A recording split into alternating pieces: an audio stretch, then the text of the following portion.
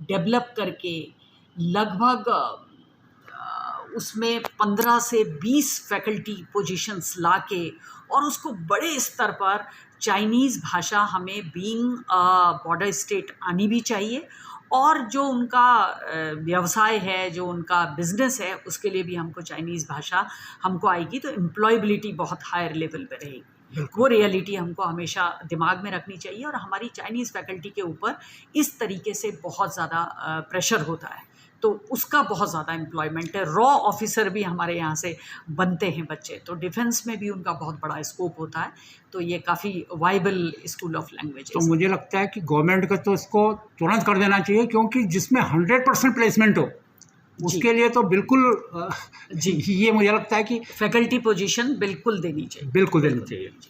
और हिमालय के ऊपर दून यूनिवर्सिटी बहुत अच्छा काम कर रही है। हिमालय की स्टडीज़ पर क्या कर रहा है हिमालय की स्टडीज़ के ऊपर सिंस इट्स इंसेप्शन एक हमारे पास स्कूल ऑफ एनवायरनमेंट साइंस है, जो अपने आप में बहुत अच्छी रिसर्च कर रहा है। बहुत अच्छे रिसर्च फैकल्टी वहाँ पर हैं। 2 फैकल्टी वर्ल्ड की टॉप मोस्ट जो 2% लिस्ट निकलती है साइंटिस्ट की स्टैनफोर्ड यूनिवर्सिटी के द्वारा, उसमें हमारे स्कूल ऑफ एनवायरनमेंट साइंस के 2 साइंटिस्ट, 2 टीचर्स शामिल हैं।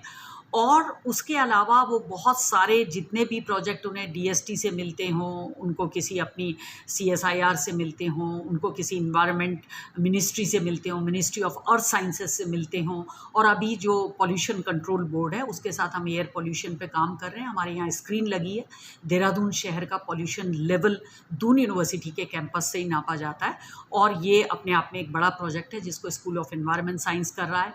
एक हंस फाउंडेशन की मदद से भी हमारे पास 2 करोड़ का एक प्रोजेक्ट है, जिसको जो हमारे हेड कर रही हैं स्कूल ऑफ एनवायरनमेंट साइंस को प्रोफेसर कुसुम अरुणाचलम, उनकी देखरेख में चल रहा है।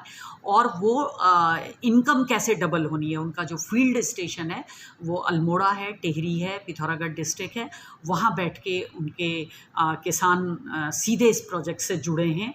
बहुत अच्छा काम वो कर रहा है। इसमें ऐड हमने जो किया है वो हमने डॉक्टर नित्यानंद, जो आरएसएस के प्रचारक थे और समाज सुधारक थे, और उन्होंने उत्तराखंड के लिए बहुत काम किया। एजुकेशन इंस्टीट्यूट्स बहुत हैं बहुत, और अगर एक अलग उत्तराखंड राज्य की परिकल्पना कैसी हो, वो डॉक्टर नित्यानंद जी का उसमें बहुत बड़ा योगदान रहा।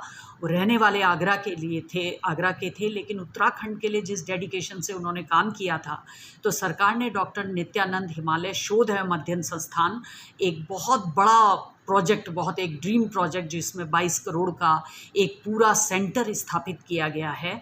अब उसका हार्डवेयर स्थापित है, उसका सॉफ्टवेयर कैसे करना है, अभी 2 सब्जेक्ट भी उसमें अप्रूव हुए थे, क्योंकि वो ज्योग्राफी के प्रोफेसर डीबीएस कॉलेज में रहे डॉक्टर नित्यानंद जी। तो एक ज्योग्राफी में मास्टर्स हम उसमें करा रहे हैं, और एक जियोलॉजी, 2 सब्जेक्ट तो उसमें चल रहे हैं मास्टर लेवल पे। लेकिन इसके अलावा रावत जी, मैं सोचती हूँ कि ये प्रोजेक्ट बेस्ड ये संस्थान होना चाहिए, और हमेशा ये लगता है कि जो डॉक्यूमेंटेशन का लेवल है हिमालय की स्टडीज़ के ऊपर, वो उस ओर बहुत ज़्यादा ध्यान नहीं दिया गया कि सारा डॉक्यूमेंटेशन आपकी फिंगर टिप्स में होना चाहिए। जो लोग अध्येता बाहर से आते हैं, इंटरनेशनल स्कॉलर्स आते हैं, या उत्तराखंड के बाहर के आते हैं, या विद इन उत्तराखंड भी आते हैं, वो जानना चाहते हैं कि यहाँ की जो सॉइल है उसकी फर्टिलिटी का क्या एकेडमिकली उस पर क्या रिसर्च की गई है, यहाँ का पोल्यूशन पे क्या रिसर्च की। आज भी बाहर के लोग जो भी आते हैं या यहाँ कर, वो हिमालयन गजेटियर को देखते हैं, वो हिमालयन गजेटियर क्यों नहीं उससे एडवांस गजेटियर हम बनाए, वो क्यों नहीं बना पाए हम। और दूसरा, मैंने हर मंच से मैं ये बात करती हूँ कि हिमालय पे जितने प्रोजेक्ट दिए जाते हैं, हर स्कॉलर ए से शुरू करता है। मतलब आप रिव्यू ऑफ लिटरेचर पे जाएंगे तो ऐसे लोगों ने अपनी ज़िंदगी खपा दी हिमालय पे काम करके। आप उनसे आगे वे फॉरवर्ड की बात करें तो वो ज़्यादा बेटर होगा, क्योंकि अगर आपने रिस्पना का पोल्यूशन ठीक करना है तो अब आप रिस्पना के फिर ए से जाएंगे। उसके पहले आपको ये देखना है कि इससे पहले अगर नगर निगम ने कोई प्रोजेक्ट लिया था, अगर किसी स्कॉलर ने कोई प्रोजेक्ट लिया था, उनकी स्टडी आधे तक हुई या पूरी हुई, या उनकी रिकमेंडेशन क्या है, उसको रिव्यू जरूर जरूर। और ये ए से जेड तक का जो एक तरह से कभी कभी मौकरी भी लगती है कि इतने अच्छे रिसर्च साइंटिस्ट हुए हैं। हमारे यहाँ प्रोफेसर SP सिंह ने बहुत अच्छा काम किया, कुमाऊं विश्वविद्यालय में रहे और गढ़वाल विश्वविद्यालय के वो वाइस चांसलर रहे, और अभी भी वो बिल्कुल एक्टिवली हिमालयन इकोलॉजी पे एक बहुत बड़ा नाम उनका है, वो काम कर रहे हैं। हमारे प्रोफेसर AN पुरोहित ने अल्पाइन जोन पे इतना अच्छा काम किया। बहुत सारे ऐसे साइंटिस्ट हैं जो ऑलरेडी स्टडी इस्टेब्लिश हो चुकी हैं, तो हम उनसे, और नए नए लोग भी काम कर रहे हैं, हम उनसे आगे करें। और आपको तो मैं जो ग्रास रूट पे काम कर रहे हैं उसमें आपसे अच्छा कौन जान सकता है कि ग्रास रूट में कितने लोग काम कर रहे हैं। तो सबका एक डेटाबेस, सबके बारे में कौन किसका एक्सपर्ट है, वो इस डॉक्टर नित्यानंद सेंटर में हो, ऐसी मेरी परिकल्पना है। उनका एक ग्रुप बने, उनका एक ग्रुप बने। और वो मतलब अब वो समय नहीं है कि अगर कोई एक इलिटरेट, जिसको आप भाषा में कहते हैं यूरोपियन डोमिनेशन के तहत, third word, first word, second word, illiterate, literate, educationist, non educationist, something like that, वो बाइनरी का अब समय नहीं रह गया। एक किसान जो सीमांत जनपद में काम कर रहा है, वो निश्चित रूप से मुझसे तो ज़्यादा जानता ही है, वो उन लोगों से भी ज़्यादा जानता है जो विश्वविद्यालय में काम। अभी भी गांव के बुजुर्ग हवा से पहचान लेते हैं कि कल बारिश आएगी। जी बिल्कुल। तो ये था, ये तो उन्होंने ये कौन सी ऐसी दूरबीन लगाई है, कौन सा ऐसा नासा की वो स्टडीज पढ़ रहे हैं, लेकिन वो अनुमान लगा रहे हैं, और उनके अनुमान इतने सटीक होते हैं। कोई नेचर और साइंस है वो, बिल्कुल, जिनको उस पर कमांड है वो, बिल्कुल। और आज हम देख रहे हैं कैटल पे ये अब लिम्पा वायरस आ गया, अब ये प्रॉब्लम हो गई, अब ये डिजीज़ हो गई, अब ये हो गया, लेकिन वो अपने कैटल की भी अपने आप देख रेख करते थे, और उनको पता होता था कि क्या बीमारी चल रही है और गाय की क्या बीमारी है, और कभी ऐसा सुनने में नहीं आया। तो मेरा ये कहना है, इसमें साइंस को हम कहीं पे डिनाई नहीं कर रहे हैं। एकेडमिक इंस्टीट्यूशन की अपनी वैल्यू है, आप उसमें रिसर्च कर रहे हैं, वो अपनी वैल्यू है। ये ट्रेडिशनल साइंस है, ये ट्रेडिशनल साइंस इसको भी डेवलप होना चाहिए, इसको भी डेवलप हिमालय के रेफरेंस में तो जरूर होना चाहिए। जब हम देखते हैं कि डेवलपमेंट और इकोलॉजी साइड बाय साइड चलनी चाहिए, और वो बैलेंस होना चाहिए, और वो बैलेंस जब दिखता नहीं है, आप देख रहे हैं पूरे इस बरसात में क्षत विक्षत हो गए पहाड़ दोबारा से, तो कहीं ना कहीं रिव्यू करने की ज़रूरत होती है प्रोजेक्ट्स को, और उसके लिए ट्रेडिशनल जो नॉलेज है वो हमारा बहुत काम आता है। तो मुझे उम्मीद है कि हम डिज़ास्टर के ऊपर इसमें काम कर पाएंगे। GIS के ऊपर हम रिमोट सेंसिंग की मदद से, जो हमारा institute of remote sensing ISRO के अंडर में देहरादून में है, सब नेशनल और इंटरनेशनल लेवल के इंस्टीट्यूशन ऑलरेडी हैं, सबको मिलके काम करना है। कोई नया इंस्टीट्यूशन खोल देने से काम नहीं चलेगा। गवर्नमेंट इस पे विचार करेगी क्या डिज़ास्टर के लिए एक इंस्टीट्यूशन खोला जाना है। मेरी रिक्वेस्ट भी है, और मैं अपने चीफ सेक्रेटरी साहब को एक प्रपोजल भी देने वाली हूँ कि जो डिज़ास्टर का सेंटर की बात चल रही है सरकार में, क्यों ना उसको डॉक्टर नित्यानंद के साथ इस सेंटर में खोला जाए, ताकि हमारा इंफ्रास्ट्रक्चर पे कम से कम खर्चा हम खर्चा ज़्यादा करने की स्थिति में, उसके सॉफ्टवेयर में ज़्यादा खर्चा हो, सॉफ्टवेयर में ज़्यादा खर्चा हो। उसमें आप किन एक्सपर्ट को लाना चाह रहे हैं, उनके लिए दून यूनिवर्सिटी हमेशा वेलकम है। जिसको जो नॉलेज है, दून यूनिवर्सिटी उसका वेलकम है। अभी गढ़वाली, कुमाऊनी और जौनसारी लैंग्वेज में पढ़ाई जाती है। हमने एक centre for folk theatre and performing art, जिसमें कि उत्तराखंड का फोक थिएटर है, और उसके साथ उत्तराखंड लैंग्वेजेस का सेंटर इसी के साथ इंक्लूड किया है। और इसमें हमने एप्लीकेशंस हमने 2020 इनटेक रखा था, और खुशी की बात यह है कि हमारे पास 6 और 7 एप्लीकेशन लगभग तीनों भाषाओं में आई हैं। हम इस समय उसकी शुरुआत करने जा रहे हैं बहुत जल्दी, कि क्या हमारी मोडस ऑपरेंडी होगी। क्रेडिट हमने उसको दिया है कि कोई वेस्ट बंगाल का बच्चा यहाँ पर है, उसको लगता है मैंने उत्तराखंड से स्टडी की है, तो उत्तराखंड से स्टडी करने में वो 2 क्रेडिट की गढ़वाली भाषा का कोर्स कर सकता है, जौनसारी का, कुमाऊनी का कर सकता है। तो ऐसी एकेडमिक फ्लेक्सिबिलिटी जो राष्ट्रीय शिक्षा नीति ने हमें दी है, हम इसमें उसको अप्लाई करने जा रहे हैं। और हम इनको पॉपुलर कोर्सेज की तरह, कि कभी नरेंद्र सिंह नेगी जी आके कुछ पढ़ा जाएं, कभी आप आके कुछ पढ़ा जाएं, कभी जो जौनसारी जिनको फ्लुएंट आती है वो आके हमें, हमारे बच्चों को पढ़ाएं, या जिन लोगों ने इनरोल्ड किया अपने को उनको पढ़ाएं। ऐसी हमारी कोशिश होगी, क्योंकि फोक ट्रेडिशन, आर्ट और कल्चर, अभी DST ने हमारे साथ सर्व में एक बहुत बड़ी कॉन्फ्रेंस वुमेन साइंटिस्ट के ऊपर करी। वहीं से उनका लेटर आया कि एक पर्टिकुलर डे की evening will be dedicated to Uttarakhand art and culture. आप करेंगे। और ये इस सेंटर का ही कमाल कहिए ये था कि इन्होंने गंगा ये नंदा की यात्रा करके एक इतनी खूबसूरत 1.5 घंटे तक सारे साइंटिस्ट को ये बांधे रखा। और इंडियन इंस्टीट्यूट ऑफ साइंसेस के लोग अभी भी अपनी फेसबुक में उसके जो सीन्स हैं, और एक प्रोफेसर मित्रा है इंडियन इंस्टीट्यूट ऑफ साइंसेज में, उन्होंने कहा कि मेरे रोंगटे खड़े हो गए जब मैं इसको देख रहा। वो बिल्कुल आइडेंटिकल था हिमालय की विमेन की पीड़ा को उस नंदा की यात्रा में प्रदर्शित किया गया। वो एक रिलीजियस प्रेजेंटेशन से ज़्यादा हमारी सोशियो इकोनॉमिक कंडीशन, जिसमें नंदा रोती है कि मेरे लिए शिव ही रखे थे क्या जिनके यहाँ एक अन्न का दाना खाने को नहीं है। और वो इतना भावपूर्ण अभिनय हमारे दून यूनिवर्सिटी के कलाकारों ने किया। 50 से ज़्यादा बच्चों ने उसमें पार्टिसिपेट किया और हमारे डॉक्टर राकेश भट्ट, डॉक्टर अजीत पवार, इन्होंने उनको ट्रेंड किया और वो सबको आत्ममुग्ध कर दिया। अभी थिएटर का जो आप चला रहे हैं, मुझे लगता है कि एक अच्छी बात ये है कि उत्तराखंड इस समय एक ऐसा डेस्टिनेशन हो गया फिल्म शूटिंग में, सीरियल्स में नंबर 1 पे है, बड़े तेजी से आ रहा है। तो आपका थिएटर इसमें भी कंट्रीब्यूशन कर सकता है, लोगों को रोजगार मिल सकता है इससे, कलाकारों को। हमारा ये विजन है और वो विजन हमारे जो कैंथुला जी पूना इंस्टीट्यूट ऑफ भूपेंद्र कैंथुला वहाँ डायरेक्टर थे। और मैं आपको बताऊं कि हमारे साथ उनका एक film centre, film cinematic studies करके एक सेंटर दून यूनिवर्सिटी में काफ़ी उसमें वर्क हो गया था। और मुख्यमंत्री जी के यहाँ उसकी मीटिंग भी हुई थी, अभी 2-2.5-3 साल पहले की बात है। और फिर जब मैं आई तो हमने उसका करिकुलम डिज़ाइन किया।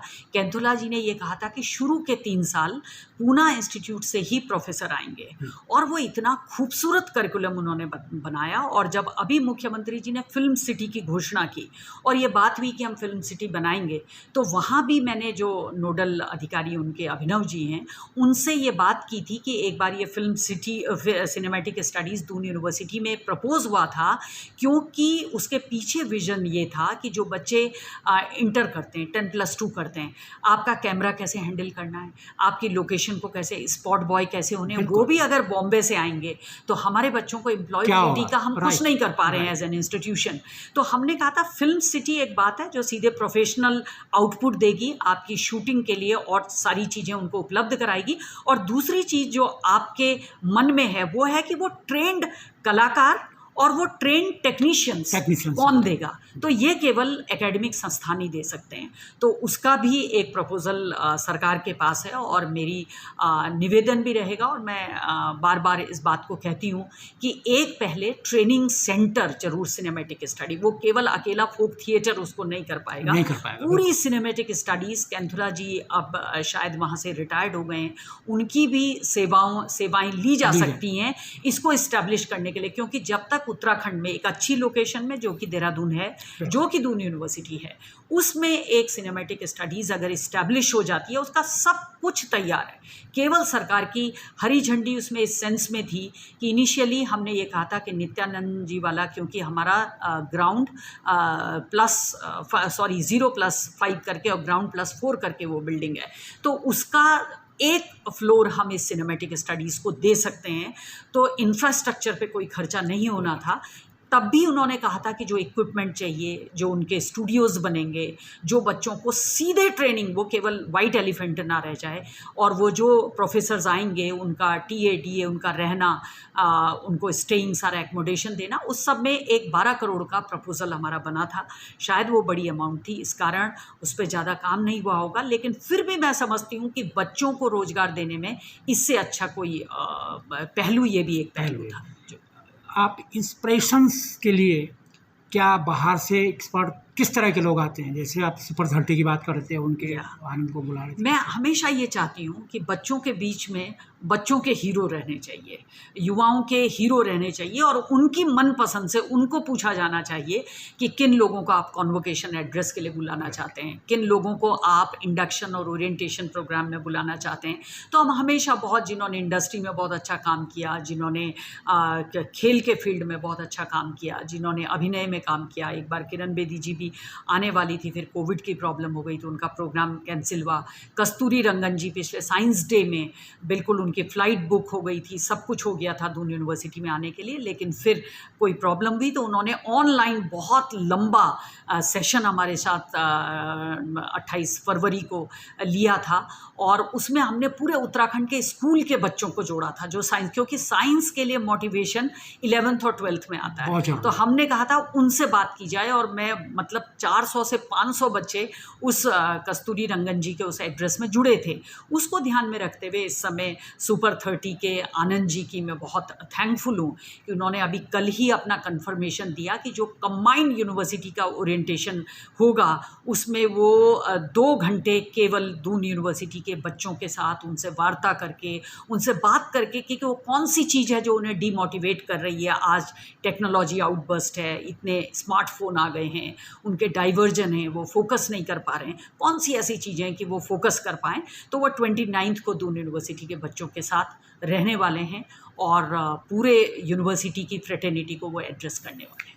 क्या यूनिवर्सिटी ऐसे लोगों को भी यहाँ इनवाइट कर रही है जो उद्योग के क्षेत्र में, जो नई टेक्नोलॉजी आईटी के क्षेत्र में, ग्रीन एनर्जी के क्षेत्र में जो बाहर अच्छा काम कर रहे हैं, क्या ऐसे लोगों को भी इनवाइट करने की कोशिश कर रही है या करती है? बिल्कुल, अभी गवर्नमेंट ऑफ उत्तराखंड की मदद से हमारा 22, 23 और 24 को इकोनॉमिक्स डिपार्टमेंट एक बहुत बड़ी नेशनल कॉन्फ्रेंस करने जा रहा है, जिसमें नीति आयोग के मेंबर्स भी हैं, बहुत रेनाउंड प्रोफेसर्स भी हैं, एकेडमिशियंस भी हैं और इंडस्ट्री के लोग भी हैं। और उसमें सरकार ने भी मदद की है, डिपार्टमेंट ऑफ प्लानिंग ने भी उसको फंड किया है, नीति आयोग ने भी उसे फंड किया है, आरबीआई ने भी फंड किया है, और बहुत अच्छी तरीके से एक कॉन्क्लेव यूथ स्कॉलर्स का भी होने वाला है। और मेरी कोशिश हमेशा ये रहेगी कि इन सब के बावजूद भी इंडस्ट्री, एकेडमिशियंस, एक्सपर्ट्स, स्कॉलर्स, इनके साथ हम उत्तराखंड के परिप्रेक्ष्य में जो लोग ग्राउंड में काम कर रहे हैं उनका जब तक उनके साथ इंटरफेस नहीं होगा कि आप नीति किसके लिए बना रहे हैं और वो ग्राउंड में एक सक्सेस स्टोरी जो आपकी किताब से मुझे पढ़ने को मिली उत्तराखंड हीरोज़ की, और जो मेरी आप जैसे लोगों से बात करके जो आउटपुट आता है कि वो लोग काम कर रहे हैं, क्या उन लोगों का इंटरफेस करके, उनका एक कॉन्क्लेव करके दून यूनिवर्सिटी में छात्रों को मोटिवेट किया जा सकता है कि वो उस लीग से बाहर आए कि मेरा कितना % आया, मेरा कितने पॉइंट CGPA आया, कि मैं आगे क्या करूं, मैं तो कुछ नहीं कर सकता, और वो startup India, stand up India के लिए एक मोटिवेशन बने, ऐसी कोशिश रही। क्या आपके पास कोई ऐसा उदाहरण है जिसको आपने इंडस्ट्री के लोगों को इनवाइट किया होगा कि इस तरह का कोई प्रोजेक्ट अभी तक कोई? हाँ बिल्कुल, हमारे पास 2 और बड़े पहलू हैं। एक NTPC चेयर को हमने वाइबल किया और उसमें प्रोफेसर जोशी उसको देख रहे हैं, और वो इंडस्ट्री के हीरो होंडा से और इन सब से वो लोगों को इंटरेक्शन के लिए बुलाते ही रहते हैं, क्योंकि उनका काम ही वो है। और उसको हम ये कहते हैं कि आप अपनी चेयर में उसे सीमित मत रखिए, उसको स्टूडेंट से जोड़िए, एक तो वो काम है। एक हमने अभी डॉक्टर अंबेडकर चेयर हमें गवर्नमेंट ऑफ इंडिया ने social justice and empowerment department ने दी है। उसमें एक प्रोफेसर की पोस्ट है और एक असिस्टेंट प्रोफेसर की पोस्ट है और 2 रिसर्च फेलो, ये 4 की पूरी फंडिंग गवर्नमेंट ऑफ इंडिया कर रही है। बहुत जल्दी उसमें हम इसी महीने अपॉइंटमेंट करने जा रहे हैं। और वो जो अंबेडकर चेयर हमें मिली है, वो मिली है उत्तराखंड विमेन SC ST, इनके ऊपर रिसर्च करने को 5 साल के लिए वो चेयर मिली है। और उसमें हमको ये देखना है कि कैसे जो मार्जिनलाइज्ड सेक्शन है हमारा, वो सरकार की नीतियां हैं, गवर्नमेंट ऑफ इंडिया की नीति है, स्टेट गवर्नमेंट की नीति है, उस सबके साथ मिलकर काम कर रही है या नहीं। वो चेयर भी उसमें एक रिसर्च टाइप का एक्सक्लूसिव, उनको कोई क्लास नहीं पढ़ानी, उनको केवल रिसर्च करनी है, तो इस टाइप की चेयर से हमें। ऐसे कोई उत्तराखंड के इंडस्ट्रियलिस्ट जो किसी खास काम जिसमें काम कर रहे हैं, जैसे आपने कहा कि वो ग्रीन के प्रोजेक्ट लाने थे, ऐसा कोई उदाहरण आपके पास है जिसको आपने ऐड किया? बिल्कुल, हमने अभी अमेरिका में हमारे उत्तराखंड के प्रोफेसर हैं शैलेश उप्रेती जी, वो ग्रीन एनर्जी और लिथियम बैटरी पे बहुत अच्छा काम कर रहे हैं। मुझे लगता है, पढ़ के लगता है, नितिन गडकरी जी के इंटरव्यू देख के लगता है, प्रधानमंत्री जी के संकल्प से लगता है, और बहुत बार आदरणीय मुख्यमंत्री जी से बात हुई, आज उनका जन्मदिन भी है संकल्प दिवस के ऊपर, उनसे बात हुई तो उनका भी है कि जो कुछ आगे चल रहा है हमें उसके बारे में क्या इंस्टीट्यूशन सोच रहे हैं।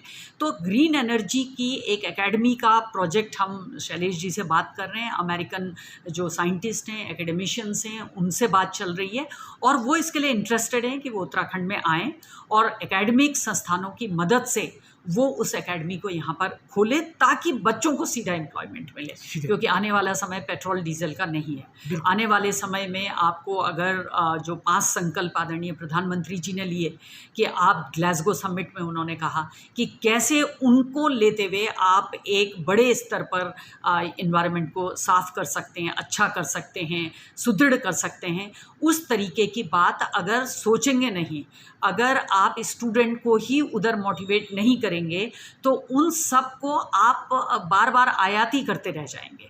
और इतना आयात करने की स्थिति में भारत जो इतनी बड़ी आबादी का देश है उसको अपने यहाँ ही उस नॉलेज सिस्टम को डेवलप करना पड़ेगा। इस दिशा में भी दून विश्वविद्यालय काम कर रहा है। क्या आपको ऐसा नहीं लगता है कि जिनका जो बाहर गए यहाँ से हमारे लोग रोजगार के लिए और बाहर बहुत अच्छा काम कर रहे हैं हर फील्ड में, आपको नहीं लगता कि उनके प्रति आज भी अपने टूटे हुए घर को फिर बसाना चाहते हैं? ये उनके दर्द होता है। क्या ऐसे इंडस्ट्री में जो बहुत अच्छा काम कर रहे हैं उनका एक इनवाइट नहीं करना चाहिए? एक सेमिनार कोई ऐसा है कि आप एक सेमिनार करें यहाँ, ऐसे लोगों को बुलाएं ताकि अपने गांव में जो बहुत बड़ा मोटिवेशन होगा। मुझे लगता है कि वो मोटिवेशन और ज़बरदस्त होगा क्योंकि उन्होंने बाहर गए और उन्होंने, जैसे मैंने अभी शैलेश भाई की बात की, तो वो भी केवल क्योंकि यहाँ की रूट्स से जुड़े हुए हैं, उनको मतलब उतनी ज़रूरत नहीं है, केवल अपनी रूट्स का जो नॉस्टैल्जिया है उसके लिए वो हमसे संपर्क करते हैं या राज्य सरकार से संपर्क करते हैं।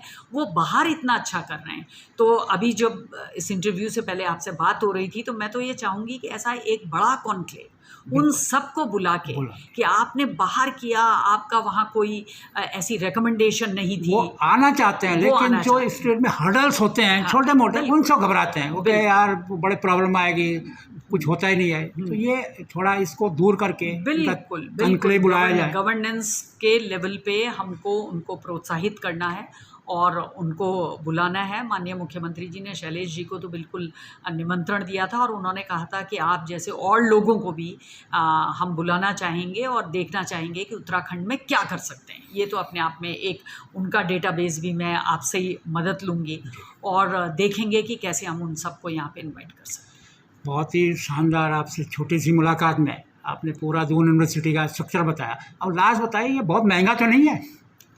बहुत महंगा तो इसकी फ़ीस कभी नहीं बढ़ती और बढ़नी भी नहीं चाहिए क्योंकि वैसे ही इसकी फ़ीस ज़्यादा है as compare to other institutions. Government institution private के हिसाब से तो बहुत मैनेजेबल है, अफोर्डेबल है, लेकिन गवर्नमेंट के हिसाब से यहाँ पे फ़ीस ज़्यादा है और ये पहले ही सिंस इट्स इंसेप्शन इसकी फ़ीस इस तरीके की रखी गई होगी और ये सोचा गया होगा कि अगर आपने क्वालिटी एजुकेशन देनी है तो आपको आपका फ़ीस स्ट्रक्चर कितना नॉर्मली इसमें 17,000 पर सेमेस्टर ऐसा है।